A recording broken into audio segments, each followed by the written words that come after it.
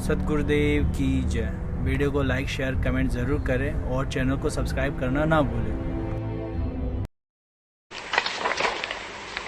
नूरी अंग बिनस है भाई ही, माटी के किस गिनती माही, ऐसे भरम न भूलो लोई, उनकी ओट न उबरे कोई। क्या बताते हैं कि जैसे इन ऋषियों का, संतों का, ब्रह्मा विष्णु महेश का शरीर भी नूर का है, इनके शरीर से भी प्रकाश है। अब जैसे प्रारंभ किया था कि सत्य चित आनंद, सत्य चित आनंद माने सचिदानंद। जैसे मूल कमल में गणेश जी है और गणेश जी का शरीर है और गणेश जी के शरीर से भी प्रकाश निकल रहा, तेजों में शरीर है, नूर का शरीर है।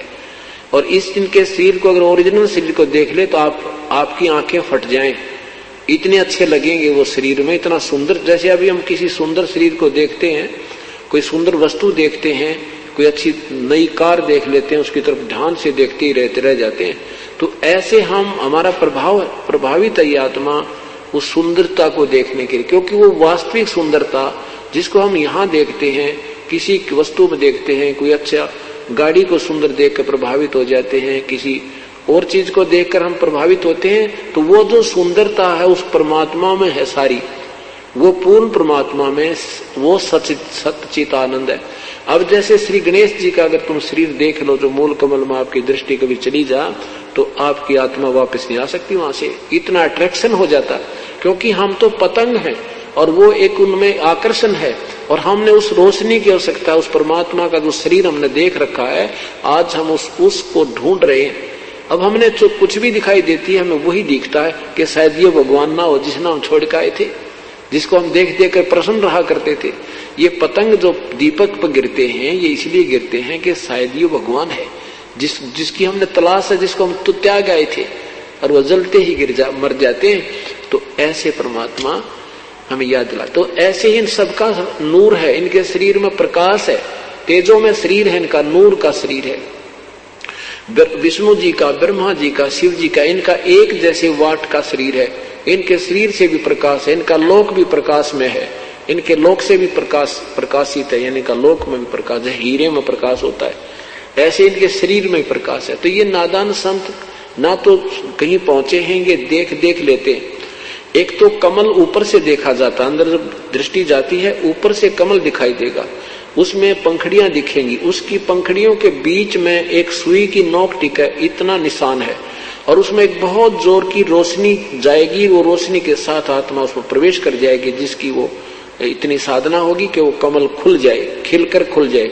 खिलता है ऐसे जैसे वो बंद पड़ी है अंतड़ियां, इसका रीढ़ की हड्डी के अंदर जो और के बाहर अंदर की तरफ ये कमल हमारे बने हैं आंतड़ियां से, ये ऐसे लटक रही हैं। अब ये साधना करने से ऐसे ऐसे खिल जाएंगी, उन खिलने के बाद उस कमल के बीच में एक रोशनी सी नजर आएगी, उसमें ये आत्मा अट्रैक्ट हो जाएगी और फिर उसके अंदर घुस जाएगी, अंदर जाकर फिर उस लोक को देखेगी, ये भगवान जय, उसमें आत्मा चलेगी, वापस नहीं आ सकती अभी, क्योंकि आप तो बालक हो, आपने कुछ देखा ही नहीं। इसलिए परमात्मा ने ये अंदर जाने का तरीका नहीं आपको दिया, आपको दिया है कि तुम भक्ति करो और इन कमलों में जो तुम्हें लेन देन है आपका यहाँ करके आगे चलो। अगर इसमें चले गए तो वापस नहीं आ सकती, आप में इतनी कमजोर है अभी हमारी आत्मा। तो हम उस नूर को देखकर आकर्षित हो जाते हैं। उसके बाद फिर ब्रह्मा विष्णु महेश, मूल कमल में गणेश जी, स्वाद चक्र में सावित्री ब्रह्मा जी, नाभि कमल में विष्णु और लक्ष्मी जी, हृदय कमल में शिव और पार्वती जी, कंठ कमल में दुर्गा जी, और त्रिकुटी कमल में फिर आगे हम चलेंगे, वहां प्रभु पूर्ण परमात्मा अपने वहां पर अलग अलग स्थान पर अलग स्थिति में आपको मिलेगा। फिर सहस्रार कमल में ये ज्योति निरंजन काल ने अपना एक छलावा किया हुआ है, 1000 पतियां छोड़ 1032 जग रही हैं, वो आंतड़ी हैं, 1000 उनमें से रोशनी निकल रही है, प्रत्येक में न्यारी न्यारी, लेकिन वो वास्तव में काल ब्रह्म नहीं है, वो ब्रह्म का फैलाया हुआ जाल है।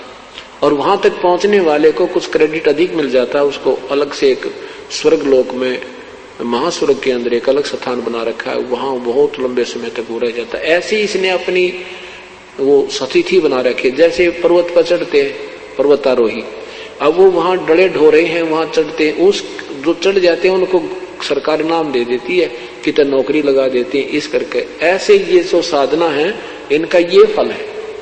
तो क्या बताते हैं, अंदर हम देखेंगे तो हर एक हर देव का नूरी शरीर है, उनके शरीर में तेज है। तो जैसे सच्चिदानंद की व्याख्या शुरू की थी, अब वही समाप्त करते हैं कि जब हम ब्रह्मा विष्णु महेश का शरीर देखेंगे वो भी नूर का है, लेकिन उनका नूर ज्यादा नहीं है। गणेश जी का भी शरीर नूरी है, यानी तेजों में है, लेकिन वो शरीर ब्रह्मा विष्णु महेश से कम तेजों में है। और ब्रह्म ज्योति निरंजन का शरीर भी तेजों में है। जब वो महाब्रह्मा महाविष्णु शिव रूप में रहता है ब्रह्मलोक में, तो उसका जो तेज है इन ब्रह्मा भी नीचे वाले ब्रह्मा विष्णु महेश से 1000 गुना ज्यादा सुंदर शरीर है उसका, उस जो ब्रह्मा विष्णु महेश रूप में रहता है। और परब्रह्म का इस ब्रह्म से भी 1000 गुना ज्यादा तेज है। और पूर्ण ब्रह्म का तो असंख्य गुना वो सच, उसका भी नूर है। तो यहाँ क्या बताते हैं कि नूरी अंग विनस है भाई, ये माटी के किस गिनती माही। जब इन ब्रह्मा विष्णु महेश का नूर का शरीर भी नाश होगा तो तुम्हारा तो मिट्टी का है, इन ऋषि पेशियों का तो मिट्टी का है, ये गिनती में नहीं। ऐसे भरम न भूलो भाई, इन उनकी ओट न उबरा कोई, ऐसे भरम न भूलो लोई, उनकी ओट न उबरा कोई।